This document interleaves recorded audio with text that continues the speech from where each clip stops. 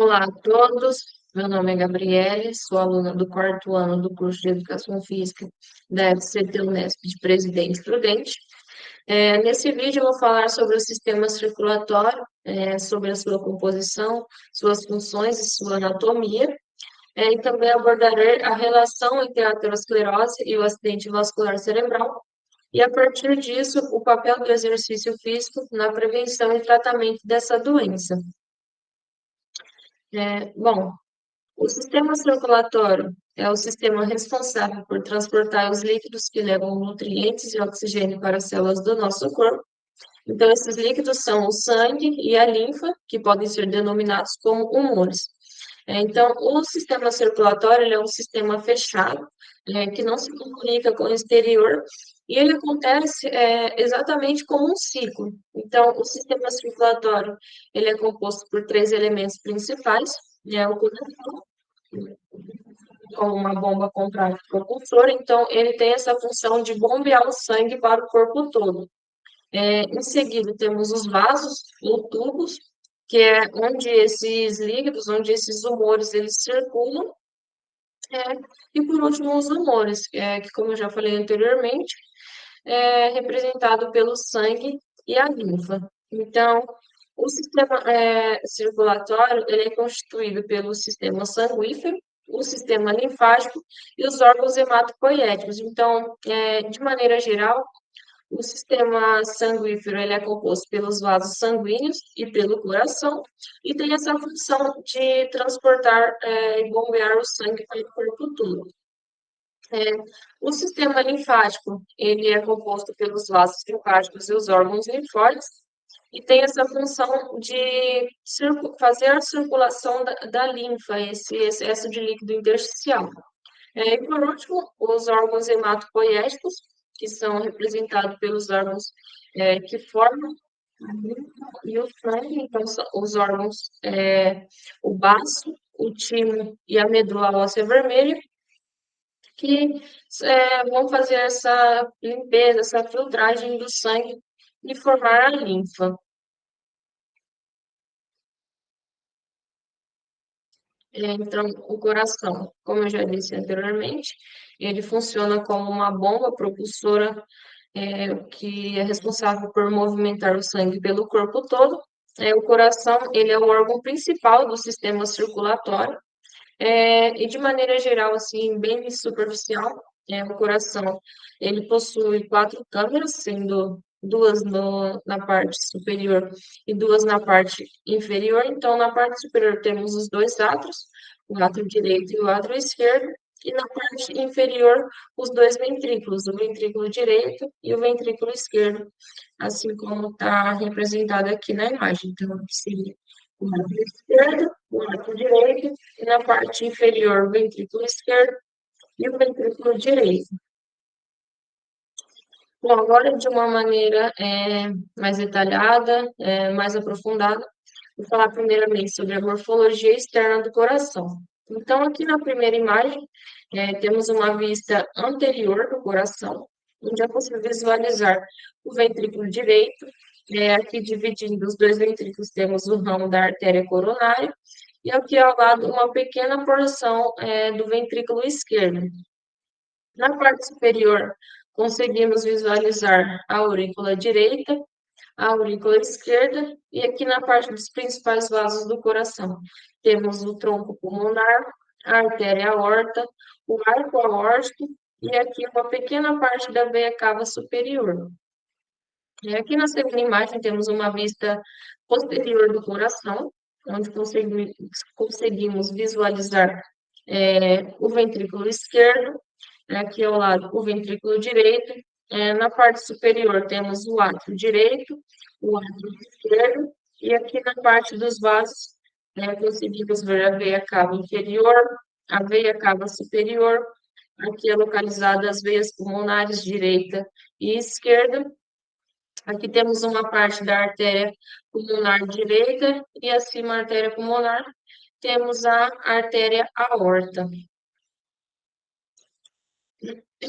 Bom, agora sobre a morfologia interna do coração. Então, aqui na imagem temos um corte do coração, onde é possível visualizar as estruturas internas do coração. Então, aqui, primeiramente, temos o septo interventricular, que divide os dois ventrículos em direito e esquerdo. No ventrículo é localizado os músculos papilares. Então, mais acima, temos as válvulas, tanto do lado direito quanto do lado esquerdo. Então, aqui do lado direito é localizado a válvula atrioventricular direita e a válvula tricúspide. Do lado esquerdo é a válvula atrioventricular esquerda orbital. Acima temos o átrio esquerdo, o lado direito, o átrio direito. Temos a parte ascendente da aorta e também as válvulas semilunares da aorta. Aqui do outro lado, basicamente são as mesmas estruturas. Então, aqui temos o septo interventricular, que divide os dois ventrículos.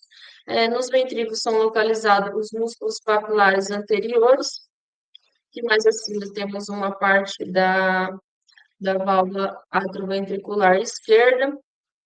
Aqui temos o átrio, uma pequena parte da aurícula esquerda. Aqui é a aurícula direita.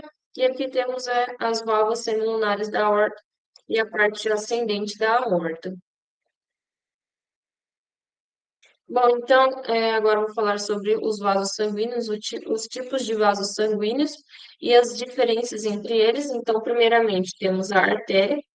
A artéria, ela tem essa parede mais espessa, essa parede mais grossa, pois as artérias é passado o sangue que sai do coração, para o corpo todo. Então, esse sangue ele sai com uma alta pressão do coração para que ele seja bombeado para o corpo todo. Então, é exatamente por isso que as artérias ela tem essa parede mais espessa, essa parede mais grossa, para que ela resista a essa alta pressão criada pelo coração. Em seguida, temos os capilares. Então, os capilares eles têm uma parede bem fina, pois nos capilares é onde acontece as trocas de informações. Então, essa parede é mais fina exatamente para que as substâncias, como os oxigênios, os nutrientes, eles permeiem as paredes, seja para dentro ou para fora, fazendo essa troca de informações entre o sangue e os tecidos. Aqui, por último, temos as veias. Elas não são tão finas quanto os capilares, porém elas são menos musculosas, menos elásticas quando comparado com uma artéria. Pois, nas veias, o sangue que está passando é o sangue que está retornando para o coração. Então, o sangue ele retorna com uma pressão mais baixa. E as veias ela têm um diferencial, que elas possuem válvulas, né, no seu interior, para que o sangue ele flua em um único sentido, que vai apenas para no sentido do coração e não retorne para trás.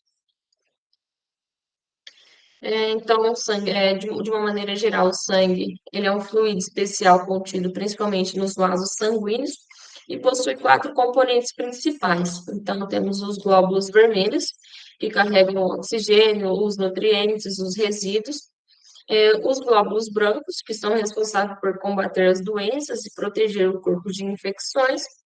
Aqui temos as plaquetas, que aglomeram-se no local de uma lesão e ajudam nesse processo de coagulação.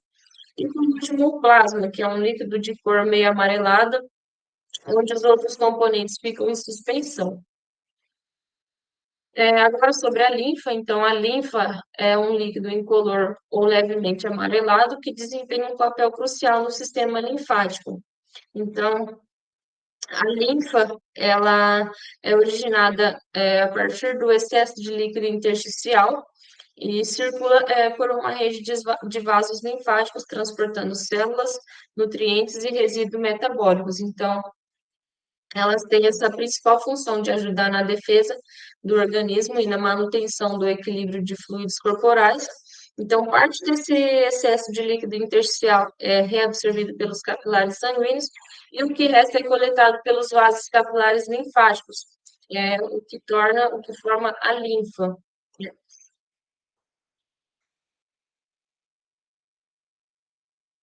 Bom, então, como que acontece essa contração do coração para que ele bombeie sangue para o corpo todo? Então, acontece da seguinte maneira: é gerado um estímulo nervoso no nosso sino atrial, essa estrutura localizada no átrio direito. Esse estímulo ele é encaminhado pelos átrios através dos feixes internodais, chegando no nó atrioventricular, que vai encaminhar esse estímulo nervoso para os ventrículos através dos ramos direitos e o ramo esquerdo, fazendo com que aconteça a contração do coração de cima para baixo. Então, essa contração ela acontece dos ventrículos para os átrios, onde vai bombear, fazer com que o coração, os ventrículos, eles bombeiem o sangue para o corpo todo. Bom, então, como que acontece essa circulação a partir desse bombeamento do coração? Então, a circulação do sangue, ela acontece por meio de duas correntes. Na primeira corrente, o sangue, ele sai do ventrículo direito, através do tronco pulmonar para as artérias pulmonares direita e esquerda, o sangue ele é levado para os pulmões, onde vai acontecer essa troca de informação de gás carbônico por oxigênio, e o sangue ele vai retornar um sangue oxigenado para o coração, no átrio esquerdo, através das veias pulmonares, e esse sangue ele vai ser passado do átrio esquerdo para o ventrículo esquerdo, onde vai ser iniciado o procedimento da circulação da segunda corrente. Então, a segunda corrente ela acontece da seguinte maneira: o sangue ele sai do ventrículo esquerdo pela artéria aorta e vai ser levado para o corpo todo, onde vai fazer essa troca de informação do sangue e os tecidos na rede dos capilares. Após essa troca de informação, o sangue ele vai retornar para o coração no lado direito, através das veias cavas inferiores e as veias cavas superiores. Bom, então, de maneira geral, o sistema circulatório, ele possui dois principais tipos de circulação, os quais eu falarei nesse vídeo. Então, primeiramente, sobre a circulação pulmonar ou a pequena circulação. Então, ela é iniciada na contração do ventrículo direito, e esse sangue ele é bombeado para os pulmões através da artéria pulmonar, onde vai ser realizada essa troca de informação de gás carbônico por oxigênio. Então, esse sangue, ele sai um sangue sujo, um sangue venoso, e ele vai ser oxigenado nos pulmões para que ele possa retornar ao coração por meio das veias pulmonares no átrio esquerdo, e esse sangue, ele possa ser bombeado para o corpo todo, um sangue limpo, um sangue oxigenado. Então, vai acontecer a circulação sistêmica, então, ou a grande circulação, que acontece da seguinte maneira. Então, é iniciada na contração do ventrículo esquerdo, então o sangue ele é bombeado para o corpo todo através da artéria aorta, onde vai realizar essa troca de informação na rede dos capilares, e esse sangue ele vai retornar para o coração no átrio direito, através das veias cavas superiores e inferiores. Então, como está representado aqui na imagem, o sangue ele sai do ventrículo esquerdo para a artéria aorta, seja para a parte superior ou a parte inferior do corpo. Esse sangue vai ser levado, onde vai realizar essa troca de informação. Então, vai passar o oxigênio e os nutrientes para os tecidos, e esse sangue ele vai retornar pela veia cava inferior e pela veia cava superior para o coração no átrio direito. Agora sobre o sistema linfático. Então, o sistema linfático, ele funciona basicamente como uma rota alternativa para o transporte do excesso de líquido intersticial, a linfa, e é composto pelos capilares linfáticos, os vasos linfáticos, os troncos e os ductos linfáticos. Então, a circulação do sistema linfático ela acontece da seguinte maneira: os capilares linfáticos eles vão drenar esse excesso de líquido intersticial para os vasos linfáticos, que vão encaminhar esse excesso de líquido para os troncos linfáticos, que vão drenar para os ductos, seja para o ducto torácico, que drena a linfa de quase da maior parte do corpo, e vão desaguar esse excesso de líquido de volta para a circulação sistêmica na junção da veia jugular e a veia subclávia, ou também pode ser drenado para o ducto direito, que drena a linfa da metade direita da cabeça, do pescoço e do tórax, e vai desaguar esse excesso de líquido intersticial de volta para a circulação sistêmica na veia broncocefálica direita.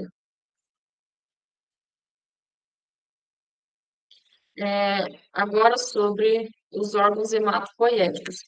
Então, como eu já disse anteriormente, os órgãos hematopoéticos é representado pelo baço, o timo e a medula óssea vermelha, esse conjunto de órgãos que formam o sangue e a linfa. Então, o baço, ele basicamente ele é responsável por essa filtração do sangue, essa remoção das células sanguíneas velhas ou danificadas, e também na produção e ativação dos linfócitos. O baço, ele também ele atua como uma reserva de sangue e participa da reciclagem de ferro proveniente da manipulação de hemácias. O timo, ele desempenha um papel no desenvolvimento do sistema imunológico, principalmente na fase da infância, porque o timo, ele diferencia e amadurece os linfócitos T, que são produzidos na medula óssea, para que ele possa desenvolver as suas funções na imunidade celular. Por último, a medula óssea vermelha, que tem essa principal função de produzir as células sanguíneas, então as hemácias, os linfócitos e as plaquetas, que é essencial para essa renovação constante do sangue e também para essa defesa do organismo. Bom, agora eu vou falar sobre as doenças elencadas ao tema. Então, primeiramente, eu vou falar sobre a aterosclerose e, em seguida, eu vou falar sobre o acidente vascular cerebral. Bom, então, a aterosclerose, ela é uma doença multifatorial, caracterizada pelo acúmulo de colesterol nas paredes dos vasos sanguíneos. Então, esse acúmulo de colesterol na parede dos vasos, ele vai resultar no prejuízo da nutrição dos tecidos, causar danos ao coração e também ao cérebro. Então, a aterosclerose, ela acontece da seguinte maneira: as moléculas de lipoproteínas de baixa intensidade, conhecida como LDL, que são responsáveis por transportar o colesterol, elas atravessam a parede dos vasos sanguíneos e, ao atravessar as paredes dos vasos, elas sofrem uma alteração química, uma oxidação, fazendo com que elas se transformem, sejam estranhas ao organismo, fazendo com que aconteça a ativação do sistema imunológico. Então, as células do sistema imunológico, os macrófagos, eles tentam limpar esse excesso de lipoproteína oxidada nas paredes dos vasos,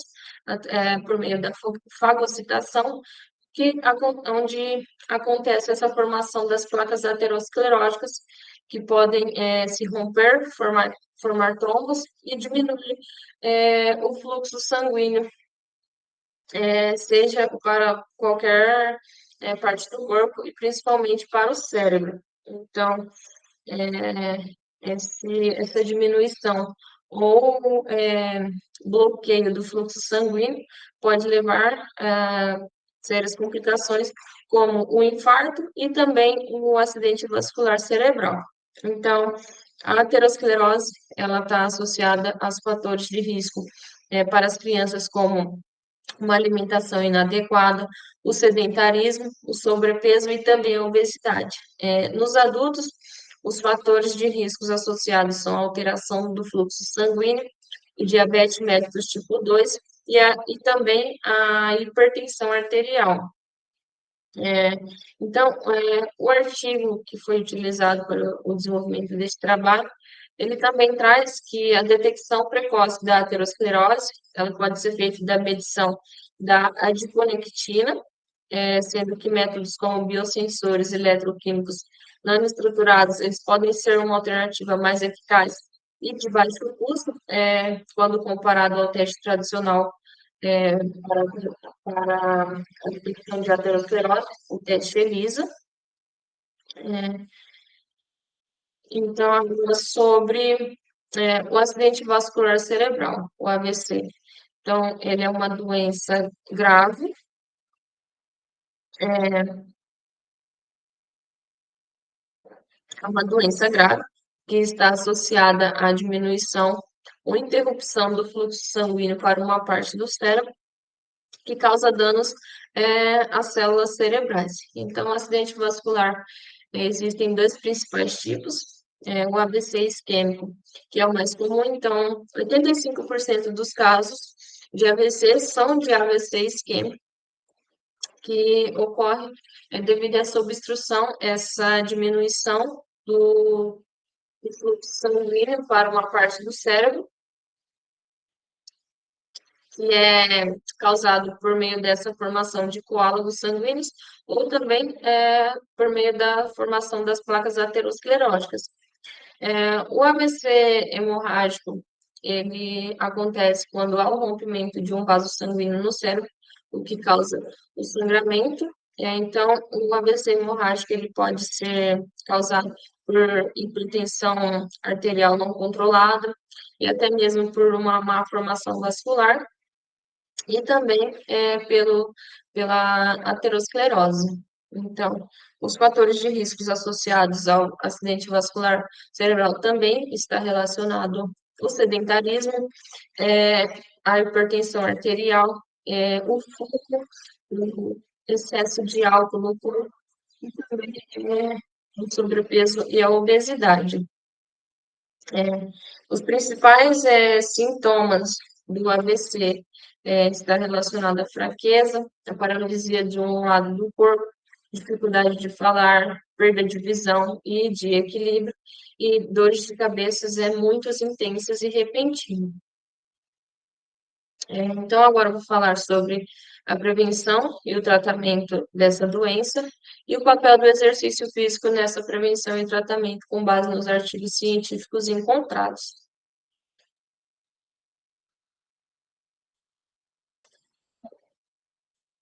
Bom, no primeiro artigo, ele fala sobre a influência da intensidade do exercício físico aeróbio no processo aterosclerótico.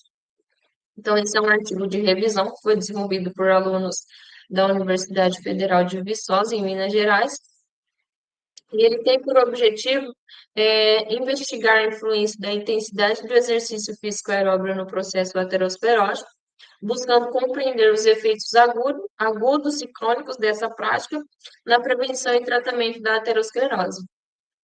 Então, como eu já disse, é um artigo de revisão, foi desenvolvido através de uma referência,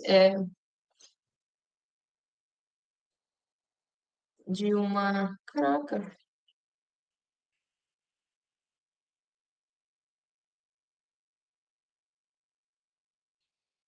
de uma revisão bibliográfica. Então, ele foi desenvolvido através de uma revisão bibliográfica, onde foi consultada a base de dados do PubMed nos últimos 10 anos, e foi utilizado para encontrar os artigos das palavras-chave de aterosclerose e exercício aeróbio, e também foram incluídos os artigos a partir das referências importantes encontradas nos outros artigos pesquisados. Então, esse artigo ele teve como resultado, para os exercícios aeróbicos com intensidade de leve a moderada, os efeitos agudos foram a redução do LDL oxidado, a estabilidade vascular, e os efeitos crônicos foram a redução da progressão da aterosclerose, a melhora da função endotelial e a ativação do sistema antioxidante. Então, esses foram os efeitos para os exercícios aeróbicos em intensidade de leve a moderada. Para os exercícios de alta intensidade, os efeitos agudos foram aumento do estresse oxidativo, inflamação e agregação plaquetária e a diminuição da vasodilatação. E os efeitos crônicos foram a redução de fatores pró-inflamatórios, uma melhora da função endotelial e a diminuição da gravidade de lesões ateroscleróticas. Então, esses foram os resultados para os exercícios realizados em alta intensidade. O artigo ele ainda traz uma ressalva que a Sociedade Brasileira de Cardiologia ela recomenda a prática regular de exercício aeróbico em uma frequência de 3 a 6 vezes na semana, com uma duração entre 30 a 60 minutos por sessão e intensidade moderada. Então, o artigo ele conclui que o exercício aeróbio ele atua tanto na prevenção quanto no tratamento da aterosclerose, sendo que os exercícios em intensidade moderada são mais eficazes e seguros, enquanto as intensidades altas elas devem ser aplicadas com cautela, especialmente em indivíduos com aterosclerose pré-existente.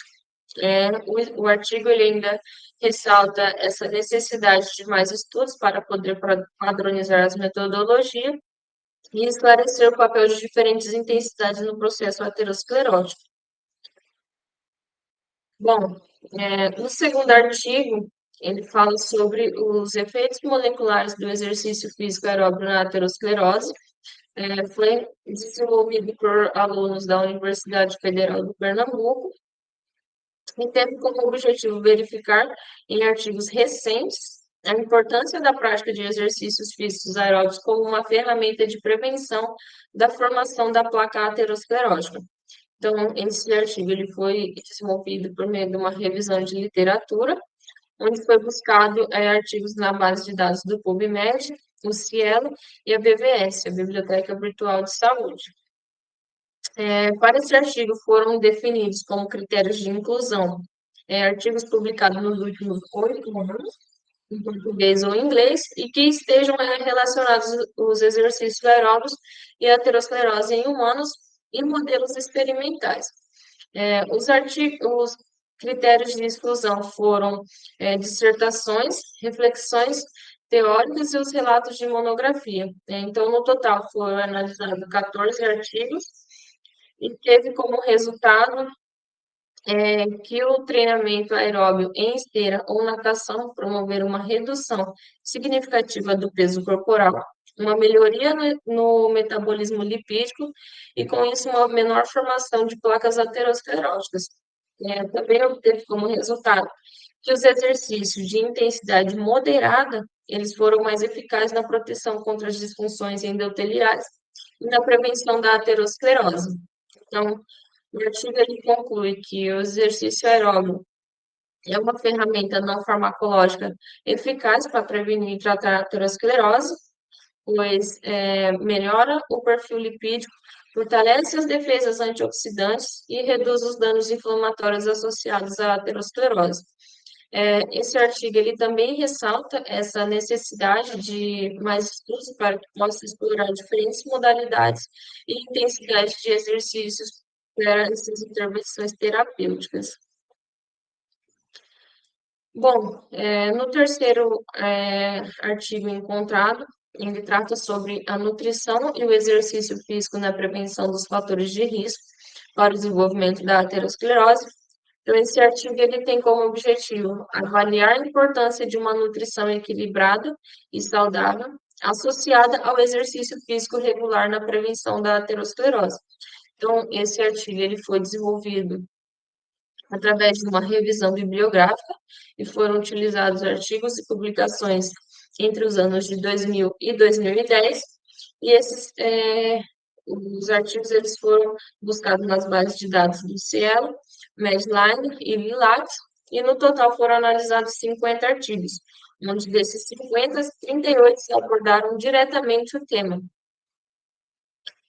Esse artigo ele teve como resultado, então, para a nutrição, que uma dieta balanceada, com aumento de gorduras insaturadas e redução de gorduras saturadas, contribui para prevenir a aterosclerose e também para controlar os fatores associados à hipertensão e o diabetes.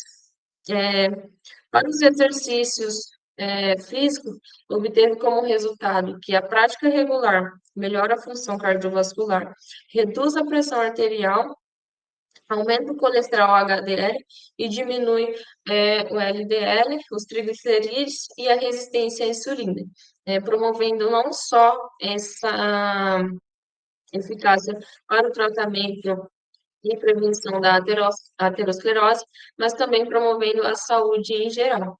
Então, o artigo ele conclui que a combinação de uma alimentação saudável e equilibrada com a prática de exercícios físicos, ela é crucial para prevenir os fatores de risco associados ao desenvolvimento da aterosclerose. E que essas medidas, elas estão relacionadas ao à prevenção, né, da aterosclerose, mas também que elas ajudam a prevenir e melhorar a qualidade de vida dos indivíduos, reduzindo os riscos associados às doenças cardiovasculares, não somente a aterosclerose. Bom, então, de maneira geral, pode-se concluir, a partir do desenvolvimento deste trabalho, que a aterosclerose é uma doença caracterizada pelo acúmulo de colesterol e essa formação de placas ateroscleróticas nas artérias, ela é uma das principais causas do AVC. Então, a aterosclerose, ela está é, altamente relacionada aos fatores de risco do AVC. Então, conclui que o exercício físico aeróbio, ele previne e trata a aterosclerose, pois melhora o perfil lipídico, reduz a irritação e aumenta a liberação de óxido nítrico, que preserva a função endotelial e a elasticidade vascular. Então, a atividade física regular é essencial para a saúde circulatória e para a redução de risco de AVC e aterosclerose. Então, mesmo que os artigos eles tragam essa necessidade de mais estudos, pode-se concluir que os exercícios realizados em uma intensidade de leve a moderada, eles são mais eficazes, para esse tratamento e prevenção da aterosclerose. Bom, essas foram as referências utilizadas para o desenvolvimento desse trabalho e muito obrigada.